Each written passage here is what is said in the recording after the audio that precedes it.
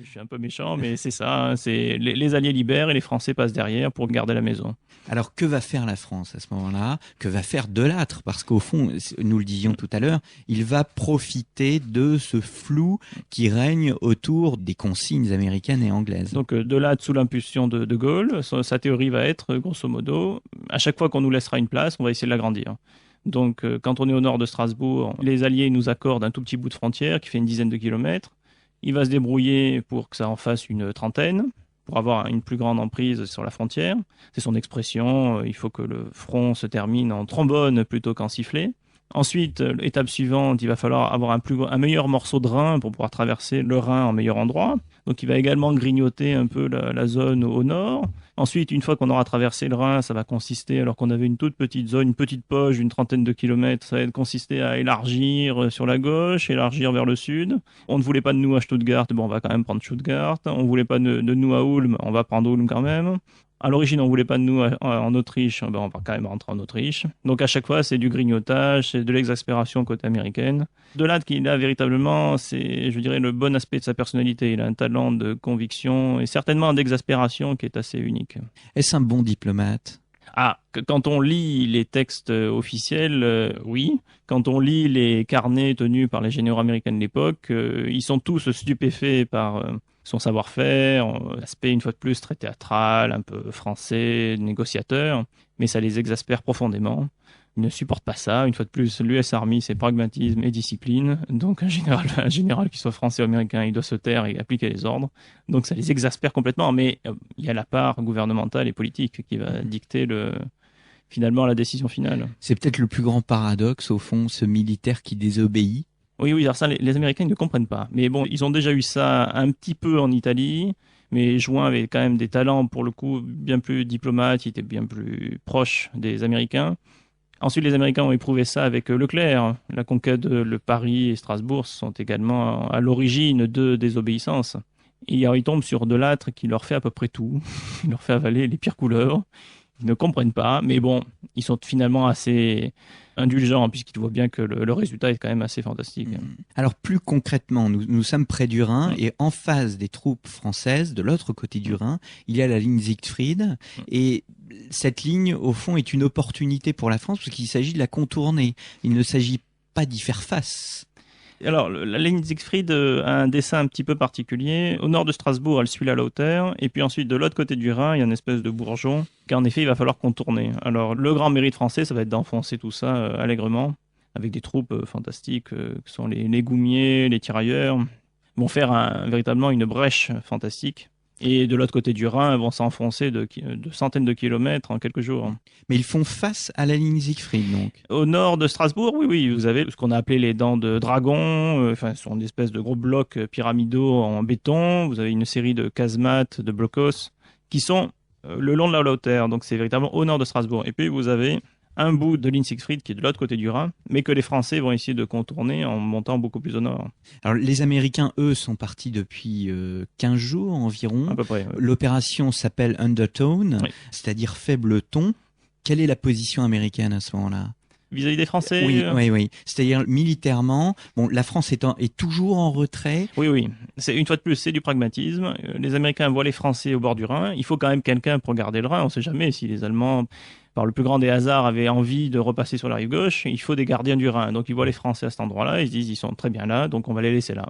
Tandis que nous, on va enfoncer le front et pénétrer en Allemagne. C'est là où Delattre, en fait, affirme sa personnalité et se montre négociateur. C'est qu'il arrive à s'imposer, à faire passer ses hommes, non plus en garde-chiourme, mais en véritable campagne militaire. Ah oui, oui, une fois de plus, les Français à l'origine, ce sont des gardiens du Rhin. On veut les laisser là, on veut les laisser à l'intérieur de la France. Ensuite, par la qualité combative et l'ardeur des troupes françaises, il va en faire des conquérants. Une fois de plus, Stuttgart, qui est quand même une ville assez conséquente, devait être dévolue complètement aux Américains. Ce sont les Français qui vont la prendre. Les Américains, visiblement, sont plus entreprenants que les Anglais eux-mêmes, puisque Patton vous racontait une scène où il appelle je ne sais plus quel général, et Bradley, voilà, et le général Bradley est étonné d'entendre Patton à l'autre bout du fil disant « je suis de l'autre côté ». Ça, c'est du Patton tout craché. Il a l'opportunité, il fonce. Quels que soient les ordres, il envoie toute son armée par un pont qui, normalement, ne devait pas être encore sur pied. Patton le trouve intact et donc il fonce. Et en cela, Leclerc et même Delattre lui ressemblent beaucoup. C'est profiter de l'opportunité au moment où on ne s'y attend pas.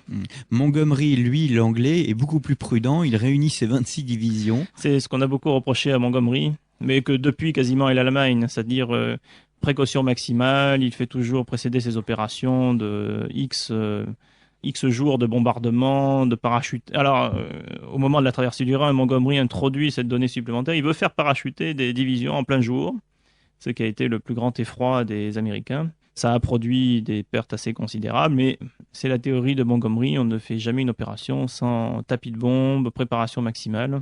Donc c'est tout le contraire d'un Patton. C'est vraiment la précaution maximale. Nous sommes toujours du côté de la rive gauche du Rhin pour l'instant. Les Français sont sujets à une propagande allemande qui est assez étonnante. Vous évoquez ces haut-parleurs. Oui, alors les Allemands ont fait tout ce qu'ils ont pu pour essayer de décourager ces pauvres Français. Donc ils installent des haut-parleurs le long du Rhin, mais c'est une pratique assez courante en propagande militaire. Donc ils s'adressent, que ce soit en français, en arabe, dans toutes les langues, pour essayer d'inciter les troupes à déserter, à expliquer que ce sont un peu la dernière roue du carrosse des Alliés, donc essayer de casser le moral comme ils peuvent. Alors nous évoquons justement énormément les Alliés, mais nous ne parlons pas des Allemands. Quelle est leur position à l'époque? J'allais dire d'un point de vue politique et de manière générale, et d'un point de vue militaire de l'autre côté du Rhin. Est-ce qu'ils sont gonflés à bloc? Est-ce qu'ils sont prêts à résister? Ou au contraire, on peut déceler déjà chez eux un certain relâchement? Là encore, ça dépend beaucoup des unités et du commandement. Vous avez une part du commandement qui sait que c'est fini, surtout après l'échec de l'offensive des Ardennes. Ils savent que la partie est terminée, donc grosso modo, il faut attendre les Alliés, et surtout que les Russes poussent. Le danger principal du côté allemand, c'est l'invasion soviétique, c'est la plus grande crainte. Donc finalement, pourquoi ne pas faciliter en quelque sorte l'avancée alliée et pour qu'ils soient plutôt à Berlin et éviter l'invasion soviétique. Et puis il y a quand même une certaine part de la Wehrmacht et surtout des Waffen-SS qui reste complètement déterminé. Donc il y a des troupes qui vont se battre jusqu'au dernier moment et même après le 8 mai. Un jour dans l'histoire reçoit Jean-Christophe Notin, auteur d'un livre sur la campagne d'Allemagne, Les vaincus seront les vainqueurs. Alors pour passer de l'autre côté du Rhin, vous allez me dire, il faut tout simplement des bateaux. Mais trouver des bateaux à la fin du mois de mars 1945, ce n'est pas une chose facile. Ah ça, c'est véritablement c'est une page fantastique. La traversée du Rhin, je suis même étonné que ça n'a pas été plus raconté parce que c'est véritablement fantastique. Bon, alors on retrouve l'improvisation de Latte qui veut faire traverser ses troupes alors qu'elles n'ont pas de bateau parce que les Français les ont cédés pour partie aux Américains un peu plus au nord. Donc les Français se retrouvent absolument sans bateau pour traverser un fleuve, c'est un peu embêtant. Et donc nous avons un régiment qui est le 3e régiment de tirailleurs algériens qui va traverser la Spire avec un bateau pneumatique, un seul. Ils vont gonfler en douce dans une cabane pour éviter de pas trop attirer le bruit des Allemands de l'autre côté. Alors nous sommes là dans la nuit du 30 au 31 mars. Il faut rappeler que Delattre a insisté pour que la traversée se fasse rapidement. Oui, puisque visiblement les troupes n'étaient pas... D'abord elles ont été au courant très tardivement, à la fin de la journée du 30, et d'un autre côté, il y avait visiblement les responsables qui n'étaient pas très... Delattre a rendu fou non seulement les Alliés, mais ses généraux, puisqu'il a activé la traversée de 2 jours, de 2 journées. Vraiment, il les a rendus fous. Et donc, il a demandé à des troupes de traverser qui n'étaient absolument pas prêtes, qui étaient à des dizaines de kilomètres de là, des troupes qui étaient fatiguées, il y a eu tout un imbroglio, il y a eu un embouteillage pas possible, les troupes qui devaient traverser n'ont pas pu traverser. Et donc, ce fameux 3e régiment de tirailleurs algériens s'est retrouvé avec un seul petit canot à traverser. Donc, il y a un groupe de 8 hommes qui ont traversé les premiers le Rhin. Heureusement, il y avait pas d'opposition. Donc, ça s'est très bien passé. C'était du côté de Spire. Mais la plus belle page est quand même écrite 20 km plus au sud, du côté de Germersheim. Nous avons le 4e régiment de tirailleurs marocains qui a écrit une page véritablement fantastique. Au nord, nous sommes déjà en territoire américain, si je puis dire. Oui. Ça... Nous sommes assez audacieux, au fond. C'est là.